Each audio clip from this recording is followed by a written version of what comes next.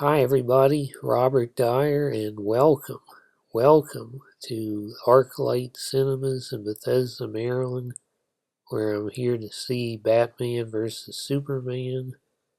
And first I'm going to stop by the bar to get a Man in Blue cocktail, which you can see the ingredients there on the screen. And there you see the color is very much reflective of Superman with the blue and red. And it's a very ample size and serving. They have other drinks on there for Batman and Wonder Woman.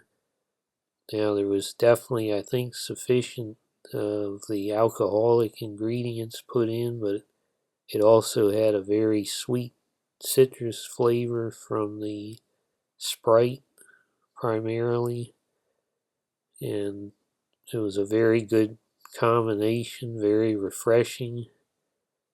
And I would go ahead and give this 5 stars. Get another sip to double check. And definitely a high quality cocktail and a great theme to go with the movie. Well, I'm certainly glad I had a strong drink to get through those 3 hours with this movie. I had originally planned to just review the drink, not the movie. But this was so far below the quality of the Dark Knight trilogy, Man of Steel, and certainly the Marvel Universe that I just have to give a comment on this. My one-word review to keep it family friendly is horrible. The fact is that Zack Snyder doesn't know how to direct a superhero movie. I think a lot of people who saw Watchmen would say that. And I think Zack Snyder is what you get when you spend 10 years listening to fanboys in rooms full of yes men and start thinking you're bigger than the source material. Frankly, it's just plain boring, it's slow, the dialogue is weak, the direction for the most part is terrible. I think Ben Affleck is the worst Bruce Wayne in cinema or television. I think he's even worse than George Clooney. The way they set up the conflict between Batman and Superman is totally contrived. It's not believable.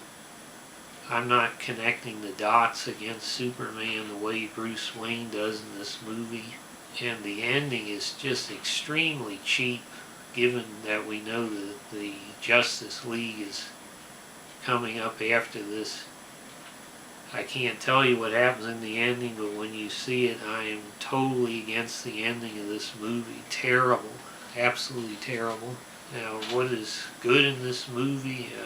Henry Cavill, again, is a great Superman.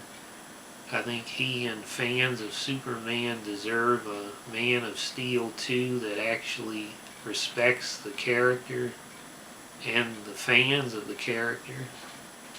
I think the Batmobile and Batwing in this movie are way better than the Dark Knight trilogy.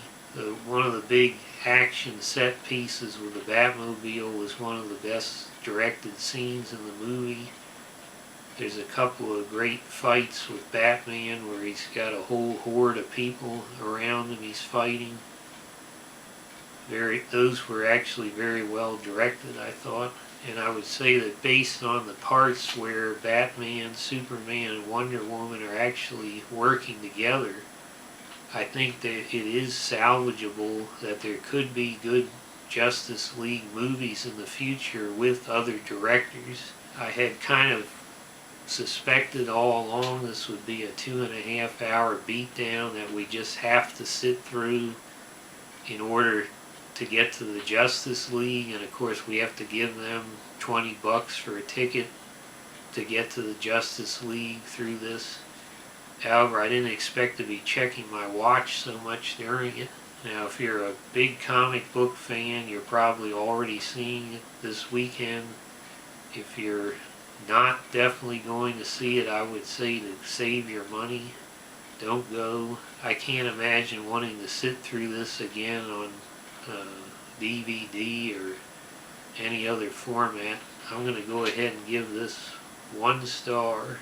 Very disappointing. Hope you like this video. Share it with your friends. Please subscribe, and I'll see you next time. Bye, everybody.